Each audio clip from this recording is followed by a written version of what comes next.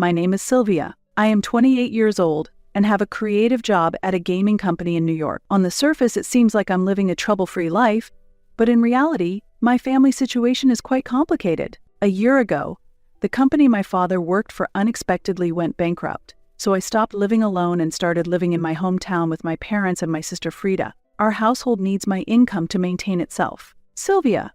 Frida said she wants pork steaks for dinner tomorrow night. My mother started the conversation. I sighed inwardly and replied, "Oh, and we are running out of money for food. We can't even afford to buy pork loin. Can you contribute a little more to the food budget?" I frowned and said, "We're already out of food money for this month. It's not even halfway through yet, though." That's when Frida joined the conversation. "Big sis, you're not contributing enough for food." "What are you talking about? I'm already contributing $3,000, so it should be more than enough." Frida snorted and said, "Big sis, prices have gone up, and $3,000 just isn't enough for a family of 4 anymore." I couldn't contain my anger and retorted, "Just $3,000. If you have a complaint, why don't you work and earn some food money yourself?" "It's hard to find a job, so I feel sorry for Frida," my mother said, taking my sister's side. I thought bitterly to myself, my sister uses job hunting as an excuse, but in reality she's unemployed and squandering her days away. Moreover, the living expenses I provide are being given to my sister as pocket money by my mother. Stop it already. If it's really that difficult to live, how about we sell this house and move to Mom's hometown? We might find work there, and life could be. No way. I don't want to go back to that hometown. My mother immediately opposed the idea. Our grandmother runs a successful Italian restaurant in Queens where we could work, and with free access to delicious pizza and pasta, our lives would certainly be easier. However, grandmother is very strict, and especially when it comes to making pizza, she becomes even stricter. My mother dislikes this and tries to avoid the physical labor of making pizza. My father always says this. Why do we seek grandmother's help so quickly when we are all trying to support this life together? That is what you call being spoiled. I wanted to scream inside. It's ridiculous to say that I, who earns the living expenses, am spoiled when I have a sister who does not want to work. I think Frida should look for a part-time job too. She is already 26.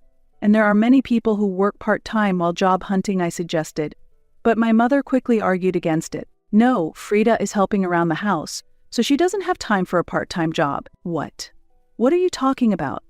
I have never seen Frida do any housework, my father interjected. Frida carries the dishes to the sink after meals and does her own laundry. Sometimes she even massages my shoulders. I began to feel angry. The housework that my father describes Frida doing is something even an elementary school child could do. In contrast, I get up early every morning to prepare breakfast for the entire family and make my father's lunchbox. Additionally, I support our finances and take care of tax payments. Still, my parents have always favored Frida. She has been favored since we were children. I am considered pretty too, but Frida has a more refined face and is charming, which is why our parents have always treated her specially. Actually, one might think I should leave such a situation soon, but due to complex circumstances, it's not easy for me to move out, and I live with daily stress. Days passed, and I initially did not realize that my sister had left the house. I thought she was just going out as usual, but the next day, and the day after that, she was nowhere to be found. Realizing this, I began to have suspicions. Just then,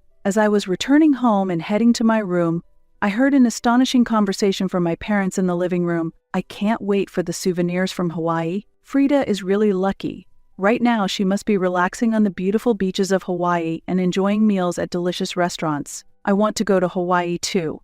Maybe we should go together next time." I couldn't help but interrupt. "Wait, what are you both talking about? Are you saying Frida is in Hawaii right now?" My parents responded with puzzled expressions. Yes, that's right. I couldn't keep up with this unexpected development, but how can she afford the trip?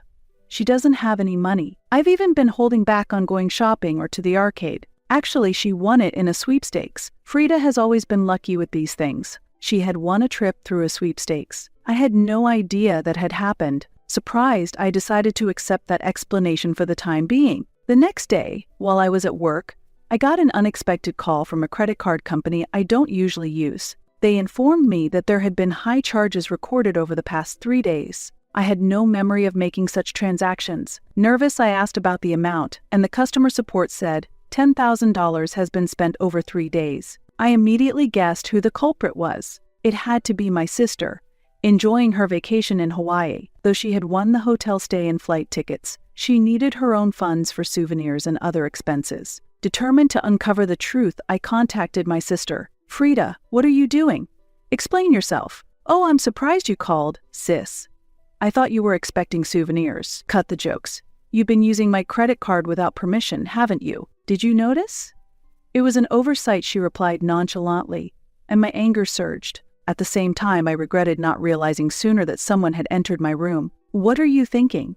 Using someone else's credit card fraudulently is a crime. It might be a problem if it were someone else's, but it's different among family members. Sylvia, you really should study more. How could you spend $10,000 in 3 days? It's impossible to spend such a large amount of money in such a short time. On this free trip to Hawaii, excluding the airfare and accommodation, I had to pay for all tourist activities, shopping and dining. I added luxury restaurants, shopping for branded goods, and transportation. Before I knew it, the expenses had exceeded $10,000. Exceeding $10,000 is inexcusable. What were you thinking? Why are you so angry?"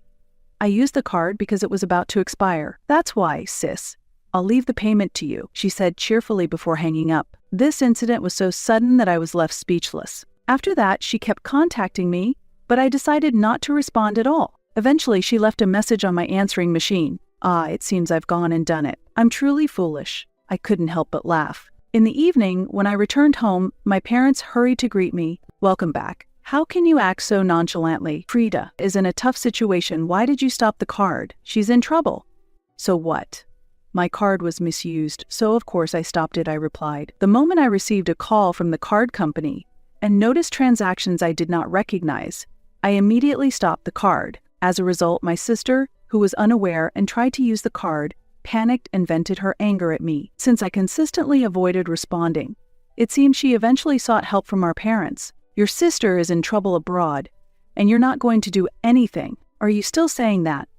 Just because we're family, it doesn't mean it's okay to casually use someone's card to spend $10,000. I don't think you should be indifferent to that. How cold can you be? It's because of that attitude you never get to go on trips. She intended to buy souvenirs for us with the card. What's the problem with that? You're both unbelievable. How can you come to such a conclusion? You shouldn't be sleep-talking in daytime. Can't you two think normally? She is thinking of us and trying to have fun. Can't you be more thoughtful?" Thoughtful? Can you still say that after hearing this message? At that moment, I pulled out my smartphone and played the message left on the answering machine by my sister. "Make the card usable, you miser. Our parents' cards are already maxed out and can't be used for payments. Being so stingy about giving me pocket money for a trip, how useless can they be?" After hearing my sister's angry voice on the answering machine, my parents' anger quickly faded, and they hurried to their room to check the status of their cards. A few minutes later, I heard my parents screaming in panic. When I went to see them, their faces were red with intense anger. "I can't believe Frida used my card without permission. After all the nice things I've done for her, she even took the bank book and cards. I'm shocked by such betrayal." I coldly retorted, "Oh, wasn't that supposed to be a kind act by Frida to buy souvenirs? You said she was trying to have fun for us, right?" "Yes, that's right. But our money is still safe, right?" my parents muttered ambiguously. Seeing my parents' attitudes change once they knew their assets were safe, I could not hide my disappointment. Then why don't you increase the card limit and expedite the repayment so she can use it again? Why don't you let the kind Frida, who tried to buy souvenirs for you, have it? That's not possible, because we have no savings left. What will we do?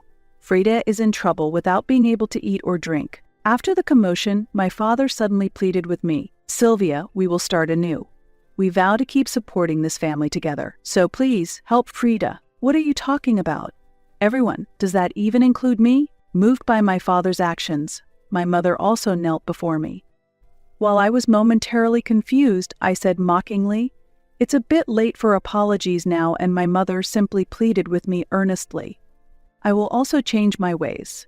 I swear to do my best to support everyone as well. From now on, I will do no wrong to you or to her." Despite the presence of my parents, laughter escaped me as I pondered deeply on how to respond. Later, while my parents went to check their room, I took out a credit card I had secretly found that still had a valid expiration date and had not been used at all. "Why don't you give this card to Frida and enjoy a family trip as well?" I suggested. My parents were thrilled with my words and they immediately contacted my sister. They hurriedly prepared for the trip while I reserved their flights to Hawaii online. After watching the whole scene with a smile, I dialed a specific number. 3 days later, when my sister returned from Hawaii with our parents, Frida said, "Big sis, thank you for letting us enjoy Hawaii. Oh, it's rare for you to come to pick us up. Are you expecting souvenirs?" Unfortunately, I didn't buy anything. It seemed they had thoroughly enjoyed their trip to Hawaii and had forgotten their gratitude to me just 3 days ago. After confirming this, I was ready to execute the plan I had been preparing and could hardly contain my excitement. "It seems like you had a lot of fun. Was that the last big moment of your life?" "What do you mean by last?" "Actually, I've decided to sell the house on a whim. I've already shipped the belongings to the new place and arranged for someone to pick us up." As I said this, my parents and sister were shocked and noticed the for sale sign posted on the entrance of our family home. "What is this? What does it mean? Did you really sell the house? What's going on?" In front of their astonished faces, I elaborated further. Actually, a real estate agent who is a friend from my university was interested in this land and had been asking to sell the house and land together for a while. I had always refused to sell because I thought maintaining this house, which was not built by our grandmother, was more cost-effective. Taking a breath, I continued. "However, I recently changed my mind. I realized that by selling this house and starting to live alone again, I could gain financial and mental freedom. That's why, while you guys were away, I confirmed my decision to sell with the real estate agent." "What? Selling it on your own is illegal?" "That's right.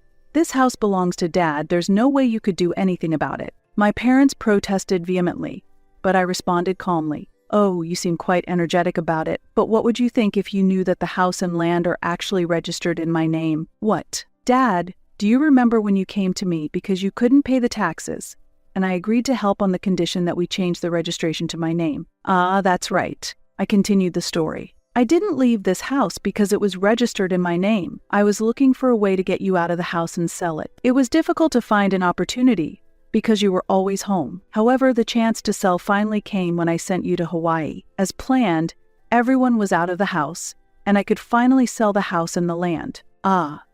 Oh, as I mentioned earlier, the luggage has already been sent to the new house, so don't worry. And the pickup should be arriving soon." "Pickup?" "Yes, Grandma is eagerly waiting for everyone. She can't wait." "Hey, Grandma, you mean Mom?" "Correct.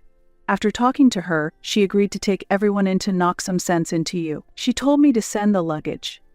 Everyone, get ready for daily pizza making and cleaning." My parents and sister were shocked. "We can't go to Grandma's." "That's right, we don't want to go." "Ah, I see. Well, you can do as you like. But without a house or jobs, how are you going to live? There's also the payment for that card. How are you going to pay such a large amount?" "What are you talking about?"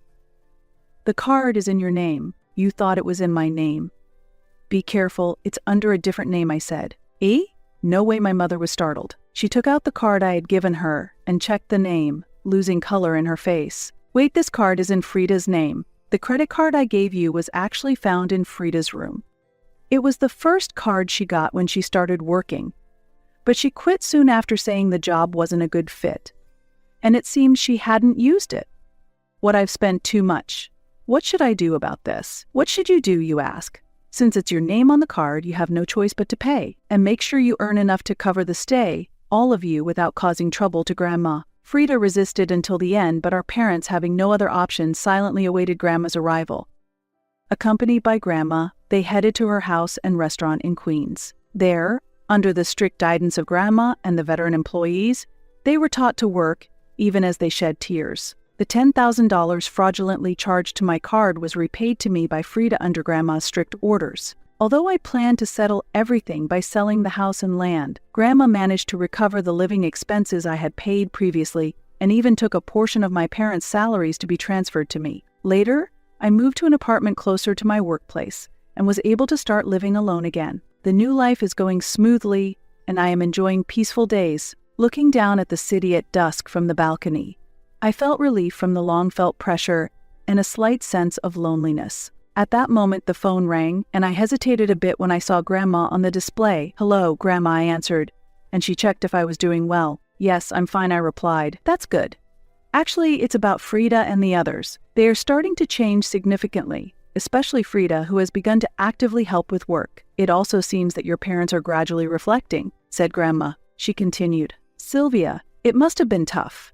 I believe I understand how you feel. Sometimes family can be a burden, yet it is also something we should support. I hope you can forgive them someday. I listened to Grandma's words. Her voice carried hesitation and anxiety, but also a significant resolve. There's no rush. Take your time and think it over until your heart settles, Grandma said kindly. I nodded deeply.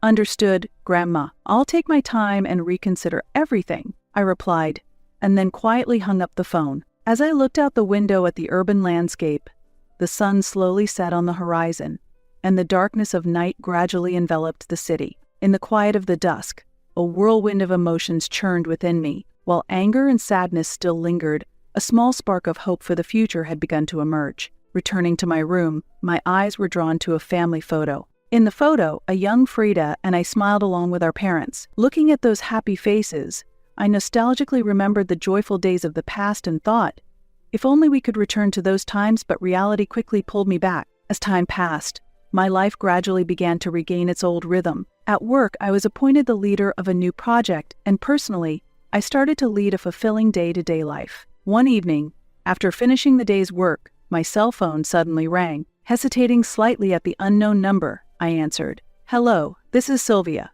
It's me. Frida came, a voice different from the confident, arrogant tone of the past, now soft yet unstable. Unable to hide my surprise, I asked, Frida, what's wrong? Did something happen? Sorry for calling out of the blue. Actually, I want to meet you in person. I want to talk to you, Frida said quietly. Her words carried a humility and a sense of growth that I could never have imagined from the old Frida. Why do you want to meet? I asked, quietly waiting for Frida's next words. Frida's voice, though trembling, was calm and sincere, indicating her growth. Big sis, I want to apologize from the bottom of my heart. I felt that a phone call wouldn't sufficiently convey my feelings, so I want to meet you in person to truly and earnestly apologize. Her words were earnest. Without interjecting, I quietly listened to her. If you feel it's difficult to meet me, that's okay too. Your feelings are what matter most to me, Frida continued. After a moment of silence, I finally spoke. All right. If that's the case, let's meet next Saturday at 2 p.m. at the cafe in front of the station. Really? That makes me so happy. Thank you, big sis. Relief was evident in Frida's voice. After hanging up the phone, I took a deep breath for a while to sort out my emotions. Despite questioning whether the choice I had just made was truly right, I harbored a hope that meeting her might change something. On the day of our meeting, I arrived at the designated cafe earlier than planned. Upon reaching the cafe, I could feel my heart racing, my chest tightening with a mix of anxiety and anticipation. As the clock's hands moved slowly, and just a little past the agreed time, the cafe door opened slowly, and Frida appeared. She looked different, with a simple yet earnest expression. Her face was without makeup, her attire simple, and most notably, her eyes conveyed a resolute change. She approached my table slowly and began to apologize quietly. Big sis, I am truly, truly sorry. At that moment, I could physically feel her change and was momentarily unsure how to respond. Frida, I began, and she continued her words, holding back tears. While working at Grandma's house for the first time, I realized how much I had relied on you, how much I had taken you for granted. I finally understood how hard it has been for you, always suppressing your own desires to support us, the family. Frida, with tears streaming down her face, reflected on her past actions and repeatedly offered heartfelt apologies on the spot. Frida detailed how much she had relied on me in the past and the lessons she learned at our grandmother's house. Her story revealed many insights about her relationships with our parents and her self-awareness. I just sat quietly, listening to her words. Each word seemed to dissolve the long-held anger and sadness in my heart. As her story progressed, I could feel the heavy emotions inside me gradually lighten. Thank you, Frida. I've fully taken your feelings to heart, I said. Afterward, we talked about various topics for several hours. We had an open dialogue about recent events in our lives and the challenges we were facing. This time became a valuable step in rebuilding our relationship. As we parted, Frida handed me an envelope with gratitude. The envelope contained money she had earned by working hard at our grandmother's house. This is just the beginning, but I will do everything I can, Frida said. As I received the envelope, I felt her growth internally and my heart warmed. Months later, I visited my grandmother's house again and met my parents there once more. I was able to receive sincere apologies from them directly and could tell that they had grown, just like Frida. That night, we were able to share a meal together as a family for the first time in a long while, and I truly felt the warmth of family again. I might not be able to forgive everything immediately, but seeing my family's efforts to move forward step by step gave me hope for the future. Before heading home, my grandmother gave me some profound words. "Sylvia, you have certainly become strong, but as important as that strength is the kindness you continue to hold. Remember, that is the most important thing," she said. Hugged by my grandmother, I couldn't hold back my emotions and shed tears. I thought this might be the beginning of a new relationship with my family, and I felt the weight on my heart